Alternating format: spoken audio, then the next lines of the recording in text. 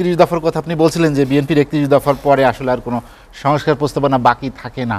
এখন কি মনে হচ্ছে যে রাষ্ট্রের কার্যক্রম বা সরকারের যে পদক্ষেপ তাতে কি এর বাইরে আসলে কোনো সংস্কার হচ্ছে কিনা বা সেরকম কিছু বাকি আছে কিনা? তারা দেখুন, আমার কাছে মনে হয় সংস্কারের বিষয়টাও অন্তর্বর্তীকালীন সরকার সঠিকভাবে বুঝতে পারছে কিনা এটা নিয়ে আমার সন্দেহ আছে। এখন একজন উপদেষ্টা এক রকমের সংস্কারের স্বপ্ন দেখে, আরেকজন উপদেষ্টা আরেক রকমের সংস্কারের স্বপ্ন দেখে। আমি হয়তো এক রকমের দেখি, এই ভাই হয়তো আরেক রকমের দেখে। স্বপ্ন দেখতে তো সমস্যা নাই, সমস্যাটা হচ্ছে যে রাষ্ট্র কোন জায়গায় ক্ষতিগ্রস্ত এবং বাধাগ্রস্ত, জনস্বার্থ কোন জায়গায় ক্ষতিগ্রস্ত এবং বাধাগ্রস্ত, সেইটা হচ্ছে আমাদের একমত হতে হবে, চিহ্নিত করতে হবে। যেমন ধরকেন, একটা নির্দিষ্ট সময় অবাধ গ্রহণযোগ্য নির্বাচন আমাদের একটা সংকট ছিল গত 17 বছরে, তার মানে সেটা উন্মুক্ত করতে হবে, এটা প্রয়োজন রাষ্ট্রের জন্য। তার জন্য সংস্কার হলে নিশ্চয়ই সংস্কার করতে হবে। যেমন আমরা বলেছি নির্বাচনকালীন একটা দল নিরপেক্ষ সরকার আমরা সংবিধানে প্রতিষ্ঠিত করব, এবং এই সরকারও যদি করে তার প্রতি আমাদের সমর্থন রয়েছে, ওই সংস্কারের প্রতি, ওই অডিয়েন্সের প্রতি, কারণ এটার সমস্যা। তার মানে আপনি জনগণের নির্বাচিত সরকার এবং দল পাচ্ছেন অথবা প্রতিনিধি পাচ্ছেন, একটা সংস্কার। আরেকটা জায়গা সমস্যা, সেটা হচ্ছে আমাদের রাষ্ট্রের 3টি বিভাগ স্বাধীনভাবে গঠিত হবে এবং সমন্বিতভাবে ফাংশন করাতে হবে। বিচার বিভাগ, শাসন বিভাগ, আইন বিভাগ। Double million offer, Walton fridge কিনে পেতে পারেন 20 লক্ষ টাকা, রয়েছে কোটি কোটি টাকার নিশ্চিত উপহার। স্বাধীনভাবে গঠিত হবে এবং সমন্বিতভাবে ফাংশন করাতে হবে, এটা নিশ্চিত করতে হবে। সেটা আমাদের 31 দফা দাবির মধ্যে আছে। এটাও একটা সমস্যা, করে না, কারণ নির্বাহী বিভাগের আদেশে সব কিছু হচ্ছে।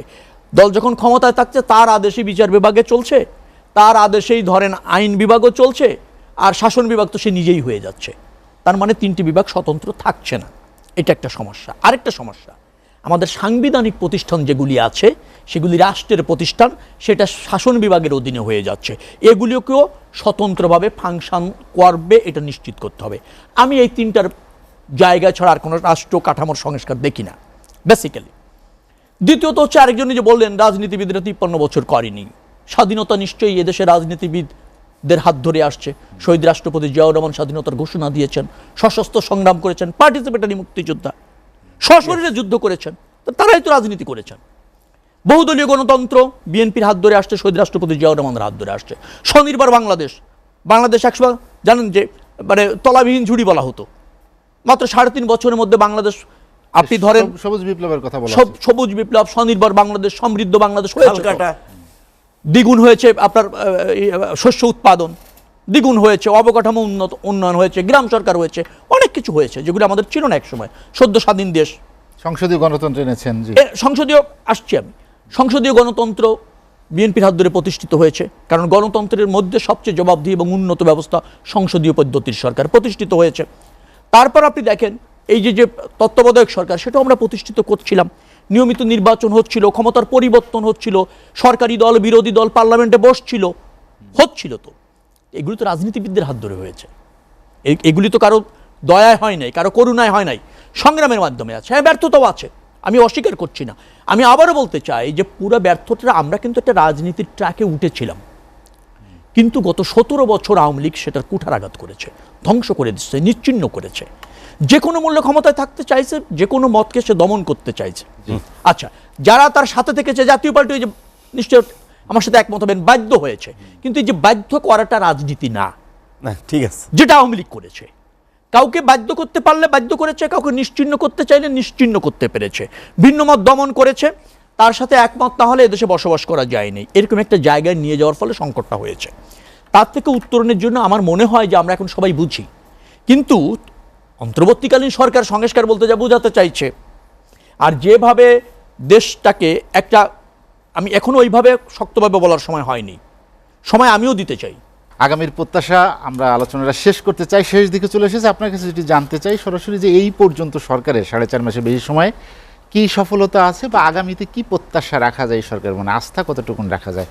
সর্বোপরি আমরা যদি বলি নির্বাচন আয়োজন নিয়েও তাদের উপর আস্থার বা অনাস্থার কোনো টানাপোড়েন তৈরি হয়েছে কিনা? না, আস্থার কোনো সংকট এখনো পর্যন্ত তৈরি হয়নি, তবে আবার ব্যর্থ বলতে চাইছি না। আমার জায়গা থেকে যদি বলেন, একটা জায়গা আমার কাছে সমস্যা মনে হয়েছে যে দায়িত্বের পরিধি সম্পর্কে তাদের সমক্ষ জ্ঞানের কিছুটা ঘাটতি আছে। লক্ষ্য নির্ধারণের সময়ের যে বাধ্যবাধকতা থাকে সে ব্যাপারে সচেতনতা বা সচেষ্ট থাকার কিছু ঘাটতি আছে। আর হচ্ছে সমন্বিতভাবে ফাংশন করছে না। এই তিনটা জায়গায় আমার কাছে মনে হয়েছে তাদের ব্যর্থতা। আমি এখনো পর্যন্ত বলতে চাই না, আরও মনোনিবেশ করা দরকার। আর একটা জিনিস খুব মারাত্মক, সেটা হচ্ছে রাজনীতির প্রতি তাদের ঢালাওভাবে একটা বিরূপ মনোভাব কাজ করে এবং একটা অনীহা কাজ করে। তাদেরকে বোঝা উচিত যে রাজনীতিবিদরাই রাষ্ট্র ব্যবস্থাপনা করবেন, রাজনীতিবিদরাই জনগণকে নেতৃত্ব দিবেন এবং জন আস্থার ভিত্তিতে, জনরায়ের ভিত্তিতে। এটাই বাস্তবতা। তো সেই বাস্তবতা মেনে তাদেরকে উচিত হবে অতি দ্রুত জনগণের ভোটে নির্বাচিত সরকারের কাছে ক্ষমতা হস্তান্তরের প্রক্রিয়া উন্মুক্ত করা এবং সেই লক্ষ্যে কাজ করা। এর বাইরে অন্য কোনো কিছু তাদের খুব বেশি প্রাধান্য দেওয়া সমীচীন হবে না, কারণ তাদের মনে রাখতে হবে তারা কিন্তু জনগণের প্রতিনিধিত্ব করছে না। রাজনীতিবিদদের কিন্তু জনগণের কাছে, আমি আবারও বলছি, রাজনীতি করেন মানে দায়বদ্ধতা আছে। রাজনীতির উপরে কিছুটা বিরূপ আপনি বললেন, যেটি আসলে সেটি কি বিরাজনীতিকরণের কোনো পদক্ষেপ, চিন্তা বা শঙ্কা? সেগুলি থাকলে তো সেগুলি টিকবে না, সেগুলি বলতে আর চাই না। বিরাজনীতিকরণ করে পৃথিবীতে কেউ টেকেনি। রাষ্ট্র ব্যবস্থাপনায় রাজনীতিবিদদের উপর নির্ভর করতে হবে, এটাই সত্য। কিছু তো বিরূপতা আছে। আমি বলছি যে আওয়ামী লীগ ব্যর্থ হয়েছে, আওয়ামী লীগ লুটপাট করেছে, দুর্নীতি করেছে, অর্থ পাচার করেছে। আপনি জানেন 28 লাখ কোটি টাকার উপরে দেশ থেকে পাচার হয়ে গিয়েছে, আনথয় স্ক্রিনিং করেছে, গণহত্যা করেছে। আর যারা তার বিরুদ্ধে রুখে দাঁড়ালো, যারা করলো আর যারা রুখে দাঁড়ালো, তারা কি এক? সবাইকে এক পাল্লায় নামা পড়ে। আচ্ছা, আর যারা রুখে আমরা দাঁড়ালাম 17 বছর ধরে, তখন যারা বিরূপ মনোভাব দেখায় তারা কোথায় ছিল? কতটুকু সাফার করেছেন? কতটুকু ঝুঁকি নিয়েছেন নাকি? হ্যাঁ, যখন মনে হয়েছে যে না, আওয়ামী লীগ দেশ এবং জাতির গলার কাটা হয়েছে, সবাই দায়িত্ব হয়েছে, এটাকে ঝাঁটিয়ে হটাতে হবে, তখন সবাই আসছেন। আমরা আগে থেকেই ছিলাম। আপনারা আসার পর একটা অপ্রতিরোধ্য শক্তি হয়ে গেছে দেশের। তখন আওয়ামী লীগ ওই এক কাপড়ে ভাগতে বাধ্য হয়েছে, নিকৃষ্টতম পতন নিশ্চিত হয়েছে, পালিয়ে যেতে হয়েছে। সেটাই গণ আন্দোলন, সেটাই গণ অভ্যুত্থান, যার নেতৃত্ব 17 বছর ধরে রাজনীতিবিদরা দিয়েছে। শেষ মুহূর্তে ছাত্র জনতা এসে তাকে বাস্তবায়ন করেছে। এটাকে বলা হয় আপনার, এটা আওয়ামী লীগের চরম ব্যর্থতা আর আমাদের জাতির সফলতা। এখন জাতির সফলতাকে আপনি যদি মনে করেন যে অন্য রাজনৈতিক দলের ব্যর্থতা, শুধুমাত্র ওই যে বিশেষজ্ঞ কয়েকজন লোকের সফলতা, তারা আমার মনে হয় যে মানুষের পালস বুঝতে পারছেন না, রাজনীতি বোঝেন না, দেশের নিড বোঝেন না। সেটা বুঝলেই সমস্যার সমাধান হয়ে যাবে। তবে আমি একটা বাক্য দিই, এই সরকারকে সফল হতেই হবে। আমি আবারও বলছি, কারণ সে যে জায়গায় দাঁড়িয়ে আছে তাকে ব্যর্থ হওয়ার কোনো সুযোগ নাই। ব্যর্থ হলে দেশ থাকবে না, রাজনীতি থাকবে না, এবং ধরেন জনগণের আর কোনো জায়গায় থাকবে না কামব্যাক করার। অতএব তাদের দায়িত্ব বেশি, নিশ্চয়ই তারা সেটা অনুধাবন করবে।